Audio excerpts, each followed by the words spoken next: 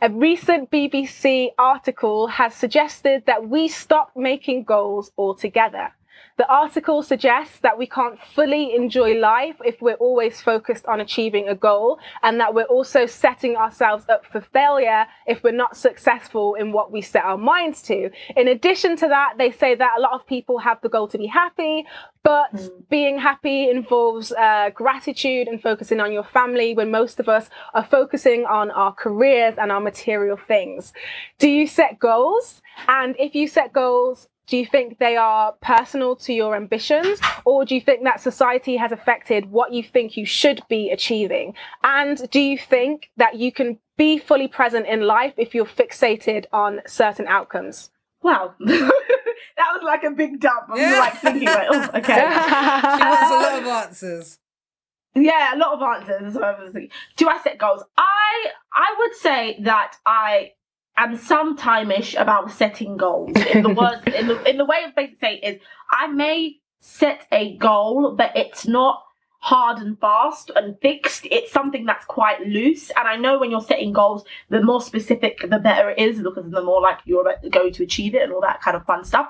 But the reason why I kind of keep my goals loose and I really try not to set goals is because it's kind of like what you asked in your question, Luanda. I just want to be present in all the moments that I'm in, and so I don't want to feel like the pressure of thinking I've got to achieve this, I've got to achieve this, I've got to achieve this. So I like to just keep things open and loose. Now, with that being you heard it here first, guys. Anissa keeps it loose. Just life, just life. Nothing else. And so I just try to stay open to what life has for me, because I think there have been times, I think mainly when I was younger, I'd set goals, and I'm not talking like really like life-changing goals, but I may have set smaller goals, and sometimes I would have achieved them, sometimes I didn't. But when I didn't achieve them, I'd feel so disappointed in myself. Like it would just weigh me down like a ton of bricks, and I couldn't see past what I didn't achieve. And I couldn't see all the other good things I'd done in my life, or what me failing in that goal, the goodness that it still brought in my life. I couldn't see that because the only thing I could see was what I failed in. So it was so after that, I kind of just decided to take that out of my life and just stay open. Say, you know what? I would love to do that one day. If it doesn't happen, then I'm happy for whatever God still has in store for me. But I just want to stay open, and that's kind of how I live mine. Nice. Sorry, that was like a tangent. No.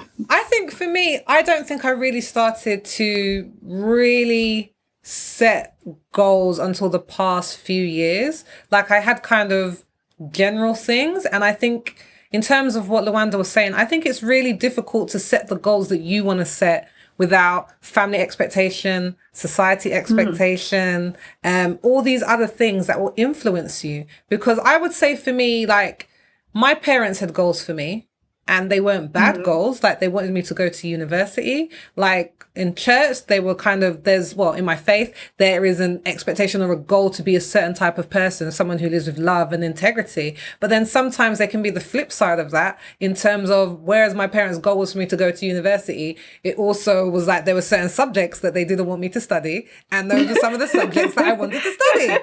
And in terms of church as well, there's an expectation that people expect you to get married at a certain age. And sometimes it's only as I've gotten older that I've had to start working out not just what goals that I want for my life, but what are the ones that actually call to my purpose and what I want to do and what I have an interest in. So I think for me, it was very much about trying to listen to my own inner voice and pray about what does Sophie want to do? Not everyone else, not what society's telling me. What do I want to do? And I really hope that people can get to the core of that, because I think it's so easy for a goal to be to, have a 5-bedroom house and blah, blah, blah. It's like, but how do you get there?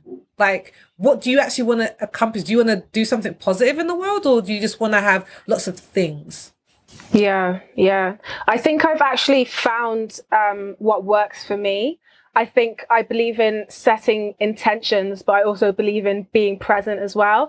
And I feel that because I've always been a goal setter, it's just been, I like lists. So and I've always made goals. But over the past couple of years, I realized I've changed my goals, because I realized that they were quite spiritually empty. And I realized that what were the goals before, Luanda? Yeah. If you don't mind, sharing ones, you can give us an example. I think sometimes there would be things that were out of my control. Like, for example, if you want a certain job, you can do all the necessary steps, but you still might not get that job.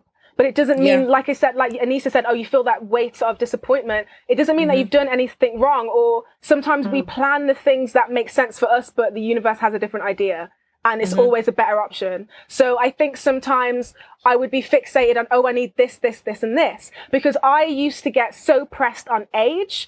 And I know that this is something that affects everyone, but it just affects women on a different level. Right? I feel you, Luanda. I'm feeling you, girl. And so and this is why I'm always on your neck, Anissa. So I'm always pressed. Like when you're saying that you're old, like I'm always pressed. And this is why, because I had like a transitional period, and I'm so glad that I went through it, because I was genuinely so impatient to achieve the goals that I had planned to achieve by a certain age. And then I transitioned from having the mindset of feeling like I was running out of time to now feeling like we just started the clock. There's way more ahead of me than there is behind me. And so we all have so much time. And so there's no need to think like, oh, I haven't done this by 18, I haven't done this by 20, I haven't done this by... It's ridiculous, because we have so much life to live and we shouldn't be focused on anyone else's journey except our own. And so now, instead of making the goals that I said before that were quite empty, I now concentrate on personal growth. And I think when you're thinking about ways that you can positively improve yourself, everything around you is going to be a positive improvement as well. And I've enjoyed life a lot more.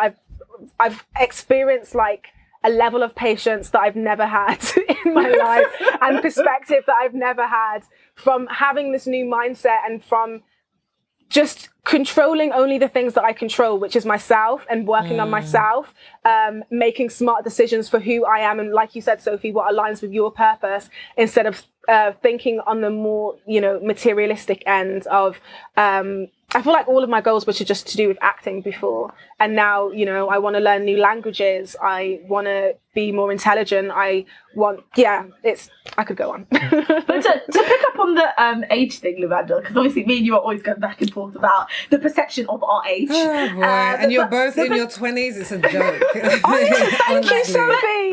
But honestly, the perception of our age, and I say our age, since Luanda loves to kindly remind me that we are of the same age. We're close enough.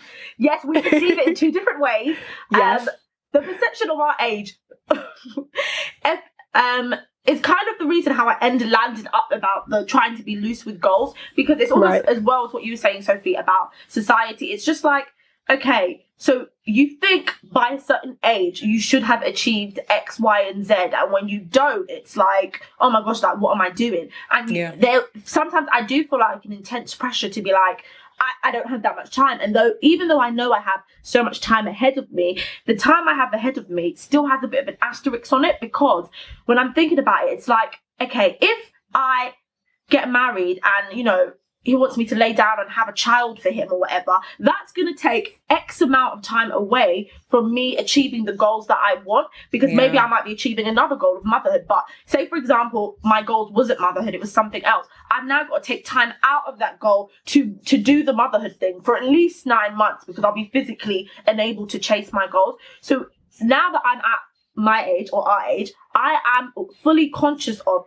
if I don't do something by a certain period of time, but then I fall into a relationship and this person wants a baby, but I haven't achieved what I wanted to do before I had a baby, I'm going to be at a bit of a crossroad, and unfortunately biology might not wait for me to achieve that goal. So I'm constantly in that kind of hamster wheel of, oh God, well, I've got to make sure I do everything I want to do before I even have to sit down in that predicament and think, am I going to stop fighting for my goals so I can have this baby? Or like, I don't want to have to pick between my goal and a baby. Does that make sense? So that's why I feel like I'm always pressured to get these goals done now. I think as women, like, we definitely have to, we've talked about this on the show about, with women, there is that decision that we have to make in terms of carrying a child. And I don't even think your life really has to stop when you're pregnant, unless you have a terrible pregnancy.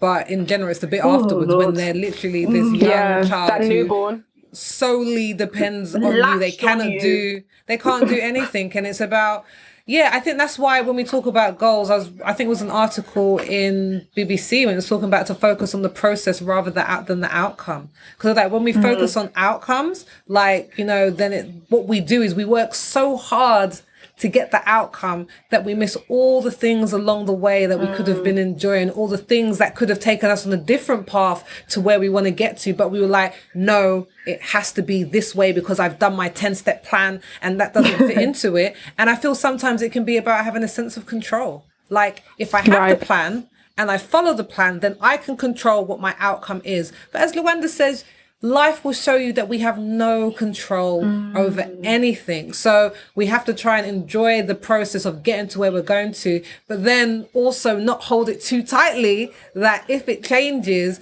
then, we feel like, oh, my life is over. But I think it's really difficult because I'm not saying I'm against goals, because goals do help towards things. Like they help you to stay focused and they help you to not be deterred by other things. And you're kind of like, this is if I want to save £10,000 this year, then I need to know there's certain things that I can't do because I have that goal. But if I spend like £500 on getting something fixed, I'm not going to beat myself up if I only raise 8,500 because the goal isn't there to be the only indicator of success. And I think that's where we have an issue in society, that the outcome is a success and anything else was just a waste of time if we don't reach it.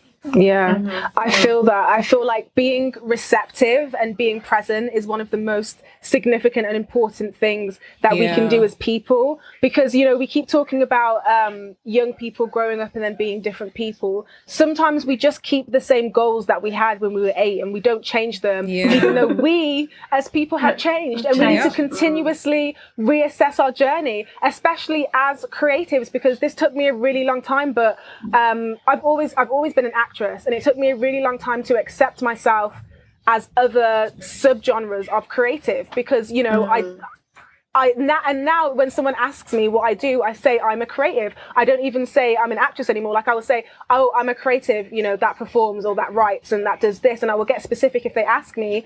But because I don't ever want to box myself like the way that I was before, like I was solely focused on I'm going down one lane and one lane only, and I'm not, we're not stopping for gas, we're not eating a sandwich, we're going in that direction. And I think, for a period of time, it was positive because it helped me get to the stage that I am now. But at the same time, like my life is not over, and there's so much more that I want to do, and there's so much more that I want to learn. And so I think that we just need to be open to different directions and different doors opening for us, even if it's not the ones that we planned in our head, because like we said, we don't have control over the way that it's going to map out. The only thing that we can control is the way that we react to the circumstances and the people in our lives. And so if we concentrate on how we're treating ourselves, then I think we're good. And I think I just wanted to add on to that in terms of goals and setting, is that I read this thing on Instagram, like this guy I know posted it, and he was talking about the 7 things that people regret at the end of their life. And none of them had to do with, having a bigger house or having more success. They were like, not traveling more to see the world, not leaving that job to pursue my dreams, not spending more time with family, letting relationships fall by the wayside, like not putting my happiness first and trying to pursue the things or living a life that was true to myself. These are the things that people regret. And I think it's so interesting that the world just goes round in cycles and cycles and cycles. And we constantly see that happiness or a fulfilled life is not achieved through things, but yet society still pushes that, when really the things that make people happy are connectedness and being with other people and feeling love. So like your goals should be leading you towards the things that really matter in life. For sure. I definitely agree. I blame capitalism. I was going to say, let me not get in a capitalist rant right now. It's not the time. We're going to put a pin in it. We're going to put a pin in it right there. I'm going to put a pin in it. But I think both of you summed it up and well said. Like, whether you want to set a goal or you don't set goals in your life, I think the most important thing is just being present in the process and everything that is happening right now.